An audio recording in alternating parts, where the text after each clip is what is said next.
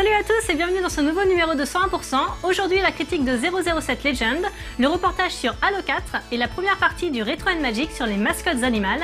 Je sais pas si vous avez vu le dernier film des Jason Bourne, l'héritage. J'étais plutôt réticente à le voir parce que d'habitude je suis pas trop film d'espionnage où ça explose dans tous les sens, tout ça. Mais là pour le coup ça m'a agréablement surprise. Ça a réussi à me tenir en haleine toute la durée du film et du coup la semaine dernière je me suis enchaîné les 3 premiers.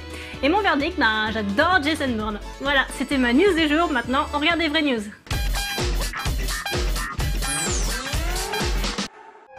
Zombies est à la base un jeu de plateau qui rend hommage au vieux film de zombies de George Romero pour ne citer que lui.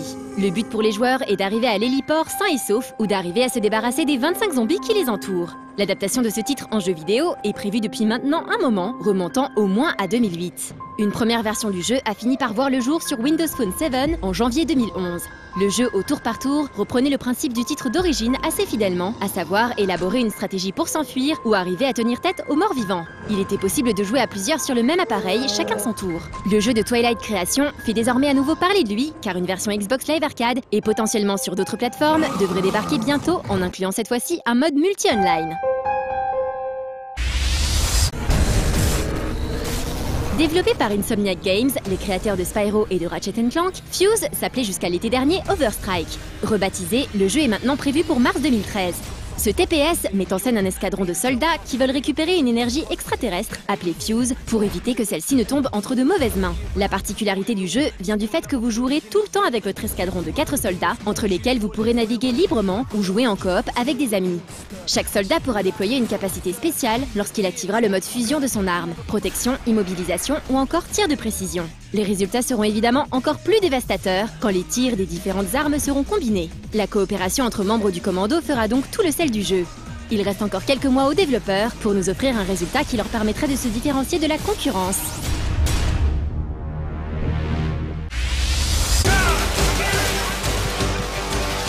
Durant le dernier E3 à Los Angeles, Square Enix avait fait forte impression avec sa démo technique Agnes Philosophie, une vidéo en temps réel qui utilisait leur nouveau moteur maison Luminous Studio.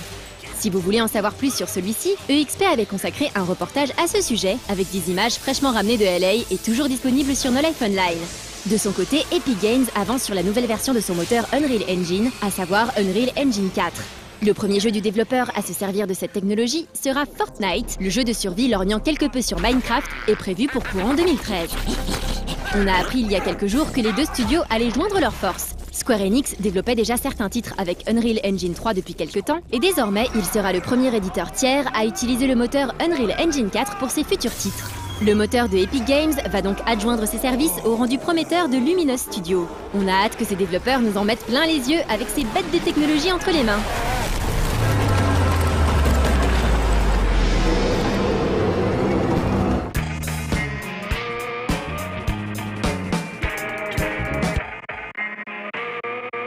Jason Bourne il est trop cool parce que déjà ok Matt Damon il est pas trop moche même si c'est pas trop mon style, mais surtout Jason Bourne il a trop la classe parce qu'il fait tout à main nue, il a pas besoin d'armes, même avec un stylo il est capable de contrer un mec.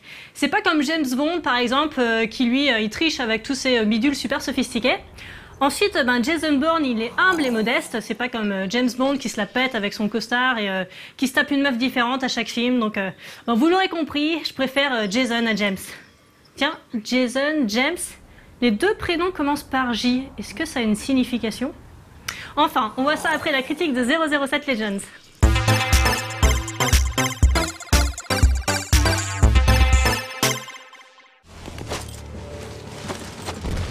Allez, James, pas de temps à perdre. Félix, je vais m'occuper de la bombe. Pour profiter de la sortie de Skyfall, le nouveau James Bond, et fêter les 50 ans de la franchise, Activision vient tout juste de publier 007 Legends, un FPS, se positionnant comme une compilation des meilleures aventures du célèbre agent secret, un genre d'épisode best-of. Sorti sur PC, PS3 et 360, 007 Legends est développé par Eurocom, également responsable du vrai faux remake de GoldenEye sur Wii, et dans un autre registre du risible Harry Potter Kinect. Une licence exploitée jusqu'à la moelle par Activision, responsable de la fermeture de Bizarre Creations après l'échec de Bloodstone 007. Une sortie un peu opportuniste donc, mais qui sait, peut-être aurons-nous droit à une belle surprise.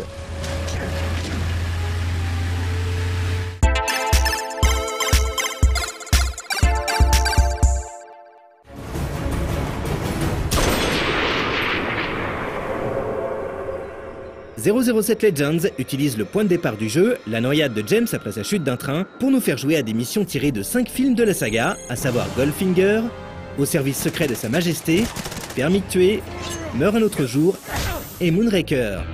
On se retrouve ainsi à jouer plusieurs scènes emblématiques de la saga, comme la défense de Fort Knox. Le concept est sympathique, mais très mal exécuté. Aucun vrai fil rouge ne relie les diverses missions, et on passe d'une course dans la neige à une virée au Mexique, sans jamais que le film dont est tirée la séquence ne soit introduit ou tout juste mentionné. Mais le gros problème du titre, c'est le grand écart effectué par les développeurs, voulant à la fois coller aux films originaux, notamment en modélisant les personnages secondaires de l'époque, mais aussi moderniser l'ensemble pour coller à l'intrigue. Du coup, Daniel Craig a été modélisé en lieu et place de Roger Moore et Sean Connery. À l'image des derniers films, les développeurs ont également fait un placement produit gros comme une maison, en équipant James Bond d'un smartphone au logo gros, gras, surligné, totalement mis en valeur. Et bien évidemment, c'est un téléphone récent, histoire de coller au nouveau James Bond. Les fans des films vont pleurer des larmes de sang à la vue de ce massacre, et ils ne sont pas prêts de s'arrêter puisque nous allons aborder tout de suite le game system.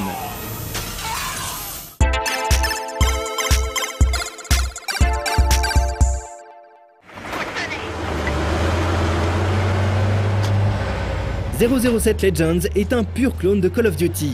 Les contrôles, l'interface, la maniabilité, tout, absolument tout, y compris la typographie des objectifs, est pompé sur cette série. Le pire dans l'histoire n'est pas que 007 Legends soit un clone de Call of, mais c'est qu'ils parviennent à être aussi mauvais en partant sur des bases de gameplay déjà éprouvées. Les déplacements sont mous et lents, les armes tout en étant en nombre réduit n'offrent aucune sensation, et le cover system ajouté à la va-vite est inutile tant il est bâclé. Le level design est également très mauvais, en ne proposant rien de plus qu'une succession de couloirs et de caisses clonées à l'infini pour augmenter artificiellement la durée de vie. Même les gunfights ne relèvent pas le niveau, l'intelligence artificielle est totalement à la rue, les ennemis viennent se planter devant vous en attendant de se faire tuer, et surtout c'est très mou, à la limite du soporifique. Si la majorité du jeu n'est qu'une séance de tir au pigeon désagréable à jouer, les développeurs ont tout de même eu la bonne idée de varier légèrement les situations. Le problème, c'est qu'elles sont aussi mauvaises que la partie shooter. Les phases de pseudo-infiltration sont ce qui se fait de pire dans le genre.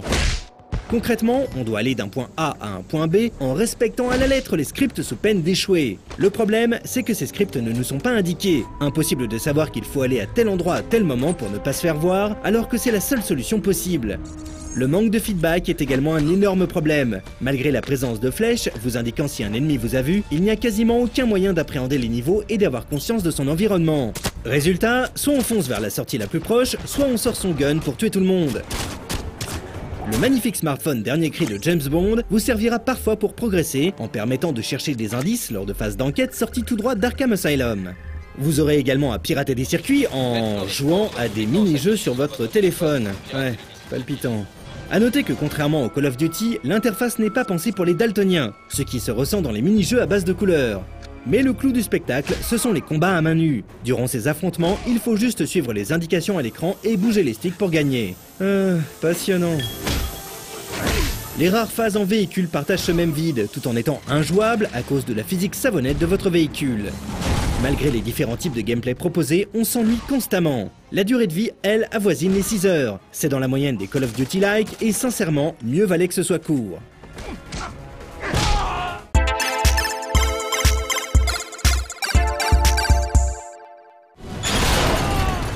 Que dire de plus? Que Legends est moins beau que le premier Modern Warfare sorti il y a déjà 5 ans? Que le système d'amélioration d'armes et les défis ne parviennent pas à sauver un gameplay totalement aux fraises? Que le mode multijoueur est archi classique et peu agréable à jouer? 007 Legends mérite indéniablement la palme du pire FPS de cette année. Il n'y a vraiment rien à sauver, à part peut-être cette séquence en ski où l'on canarde un hélico tout en surfant sur la poudreuse pour son côté over the top. Mais est-ce que ces 5 minutes de jeu valent 70 €? Non, juste non. À vrai dire, elles ne valent même pas un kebab. Tout ça pour voler de l'or.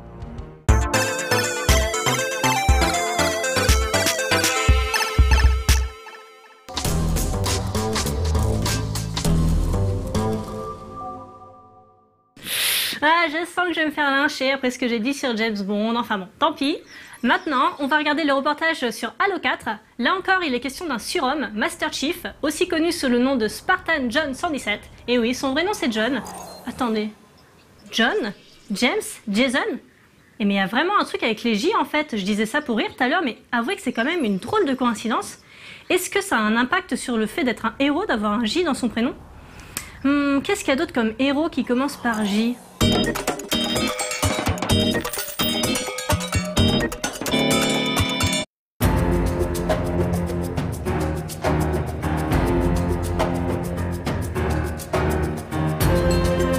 Sévèrement attendu par une large communauté de joueurs dans le monde, Halo 4 nous a été présenté il y a quelques semaines par le directeur de la franchise, Frank O'Connor. L'occasion pour nous d'avoir un peu plus de détails sur ce titre et de poser quelques questions concernant le changement de studio. En effet, après plusieurs années de bons et loyaux services, Bungie Software, le développeur historique de la série, a cédé sa place à 343 Industries, une situation qui a certainement dû générer pas mal de pression du côté du nouveau studio. You know, Bungie created this really great legacy for us, and incredibly high standards to follow, and that's obviously been a tremendous pressure. Fans expect us to make a game that is responsible and faithful to that legacy, and that's been very challenging. But the flip side of that is that Bungie also created an amazing universe and amazing technology for us to build on those foundations and hopefully build a Halo game that people feel is a legitimate successor to Halo 3, and we feel pretty good about it now. And when we put it in people's hands, they seem to be having fun. But we won't really know until November 6th when the game is out in the wild and people are really playing it and enjoying it in large numbers. There's a lot of pressure from fans to make a better Halo game, and there's pressure from the media to make a game that lives up to the legacy that the previous games had established. But the biggest pressure comes from the internally at the studio. You have, you know, almost 300 people from some of the best studios in the world, from all over the world. And all they want to do is pour their passion and their talent and their drive and their ambition into making the best game they possibly can. And that's true at all good studios, is that the most pressure comes from the team itself, trying to outdo whatever it is they did last, and constantly trying to improve and hone and make better the things that make a classic Halo game. And of course the challenge is improving it and evolving it while staying true to the core principles that make it such a cool game. Afin d'apporter un nouveau souffle à une série qui en quelque sorte en avait besoin, cet Halo 4 introduit une nouvelle race d'extraterrestres. Des nouveaux ennemis qui demanderont donc aux joueurs de revoir ses approches et ses habitudes, les Covenants n'étant plus les seuls à en vouloir à Master Chief. We're building a new Halo game. We had to build a new villain. We've been fighting the Covenant for 10 years now, and it was time to shake things up, to be honest. And the Prometheans are that villain. They're a race of warriors from the ancient Forerunner past, reawakened by the very arrival of Master Chief on this planet Requiem. And they're a very different beast to the Covenant. I think where the Covenant was tactical and aggressive, and they still are, and you're still fighting them. The Prometheans are more defensive and a little bit more thoughtful. They collaborate with each other, so you'll be shooting away at crawlers, for example, and Watchers will come over and shield the crawlers while Knights flank you. And Knights are able to spawn Watchers from their backs and sort of change the battlefield organically in this sort of constantly evolving type of combat. And I think that with previous Halo games, I always knew roughly how I was going to approach any given situation. If I saw Jackal snipers, I'd take them first and then deal with the elites and then maybe clean up the grunts later.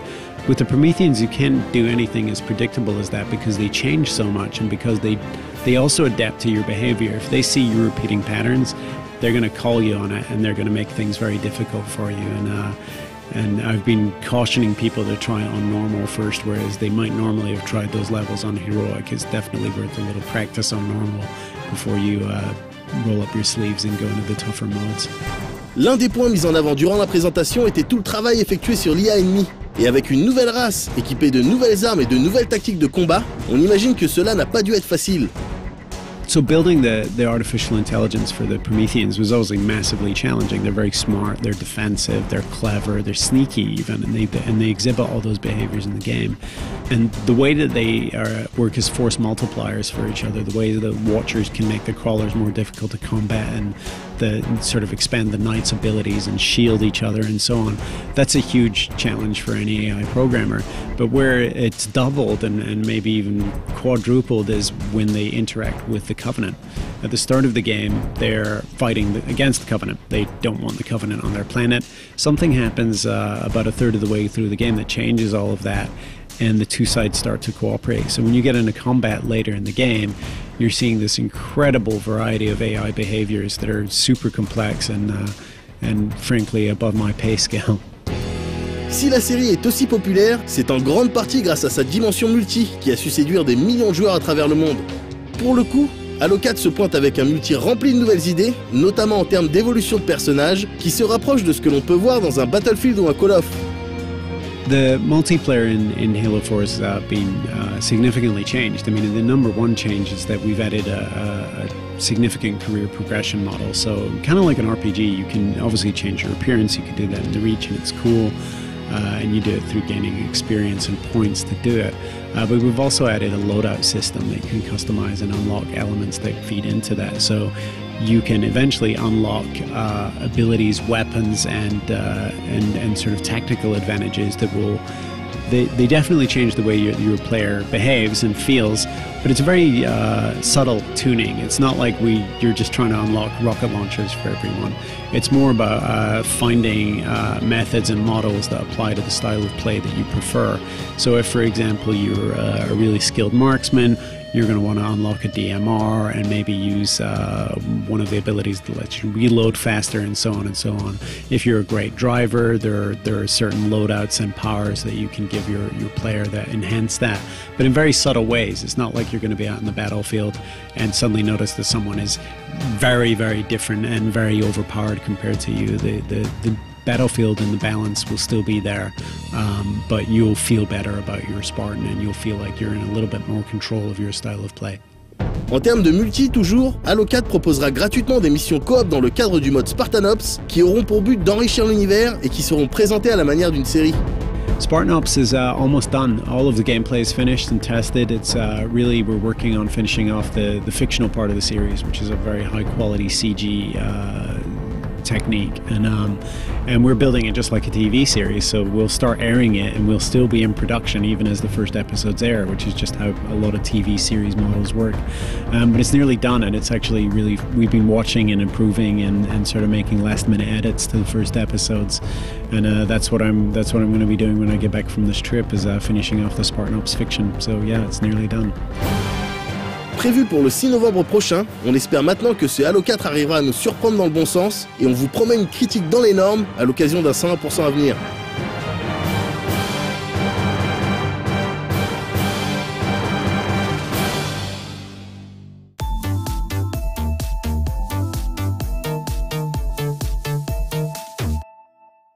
Bon, bah j'ai trouvé quelques héros dont le prénom commence par J, alors bon, comme ça de tête, hein. John Rambo, Jack Bauer, John McClane, Jack Slater, John Spartan, James T. Kirk, Jack O'Neill, John Crichton, Jack Sparrow, Jack Shepard. Bon, il y a beaucoup de Jack et de John quand même. Ah, et James Pond, le poisson, puisqu'on va regarder le Retro & Magic sur une mascotte animale justement, ou encore Jim le ver de terre.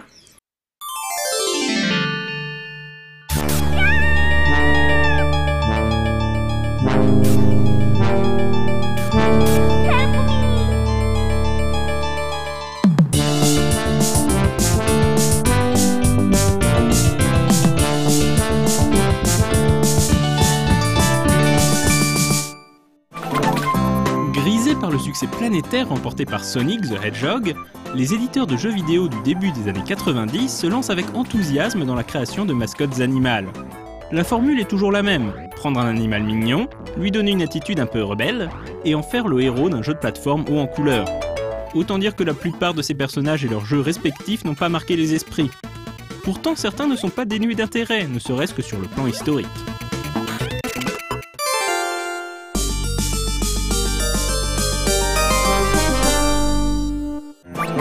Dans Wonder Dog, le héros n'est pas n'importe quel animal, il s'agit du meilleur ami de l'homme, bref, un chien.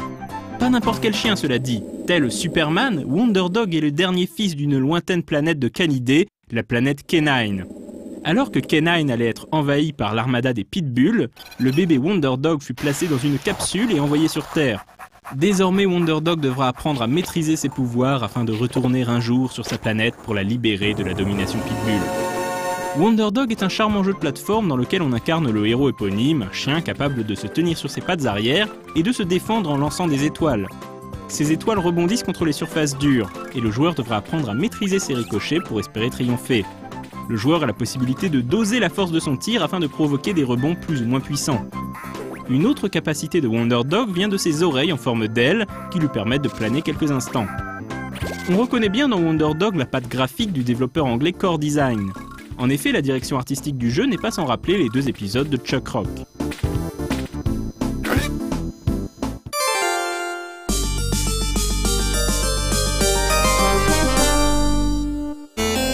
Sorti en 1992, Rollo to the Rescue réussit l'exploit d'être à la fois la mascotte animale la plus improbable, mais aussi l'un des titres les plus intéressants de cette famille bien particulière du jeu vidéo.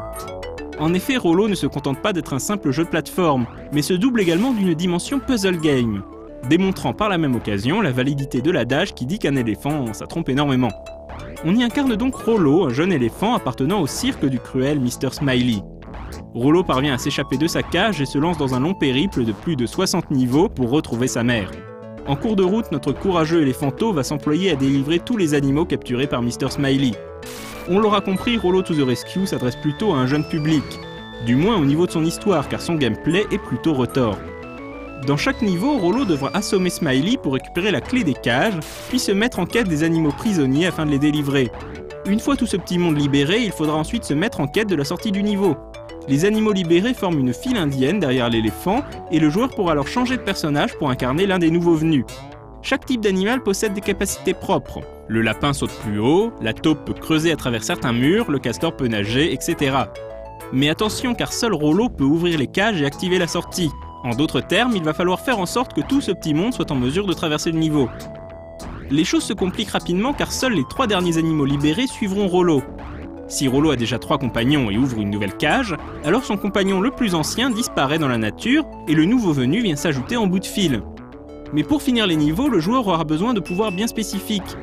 Très vite, la question n'est donc pas tant de trouver les cages que de déterminer dans quel ordre libérer les animaux afin de pouvoir compléter le niveau. Malgré son histoire gnangnan et son univers guimauve, Rollo to the Rescue est donc un jeu assez complexe, d'autant plus qu'il n'est pas possible de sauvegarder sa progression. A noter que le jeu était développé par Vector Dean, un studio habitué à mettre en scène des héros animaux improbables, puisqu'on lui doit la série des James Bond qui a déjà fait l'objet d'un Retro & Magic.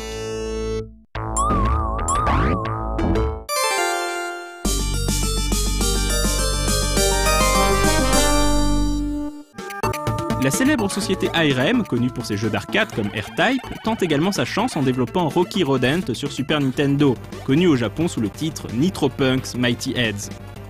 Disons-le tout net, il ne s'agit pas là du meilleur jeu d'IRM, loin de là, mais d'un jeu de plateforme honnête sans plus. Rocky Rodent témoigne malheureusement du déclin entamé par la compagnie qui poussera IRM à fermer sa division jeux vidéo un an plus tard. Dans Rocky Rodent, on incarne Rocky, un rongeur punk d'espèces non identifiées. Aussi gourmand qu'un diable de Tasmanie, Rocky est le cauchemar en cuisine des restaurateurs. Mais lorsque le malfaisant mafioso Don Garcia enlève Melody pour faire pression sur le patron d'un restaurant, le sang de Rocky ne fait qu'un tour et il se lance à la poursuite du mécréant. Bon, il faut dire aussi que le père de Melody a offert en récompense de nourrir Rocky à l'œil. La particularité de Rocky Rodent est le système des coiffures. En trouvant des sprays pour les cheveux, Rocky adoptera une coupe flamboyante le dotant de capacités spéciales. Dommage que le héros n'ait pas davantage de charisme, car en l'état, on a surtout l'impression de jouer la version animale d'un membre des Forbans.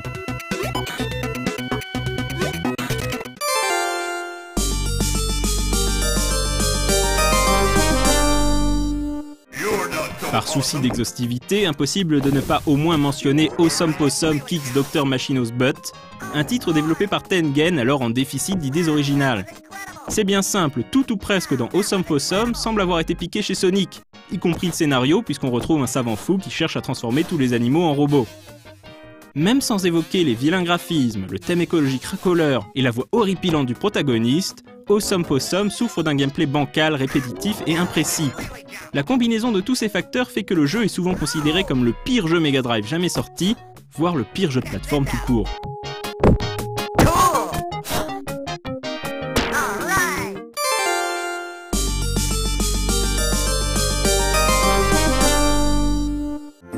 Dans un prochain Retro & Magic, nous poursuivrons notre exploration de l'univers des mascottes animales, mais en attendant, n'hésitez pas à vous rendre sur No Life Online pour revoir les émissions consacrées à Mr. Nuts, Claw, James Pond, Earthworm Jim, Jazz Jack Rabbit, Crash Bandicoot ou encore Bubsy, eux aussi représentants, dignes ou non, de cette mode étrange qui frappa le jeu vidéo il y a 20 ans déjà.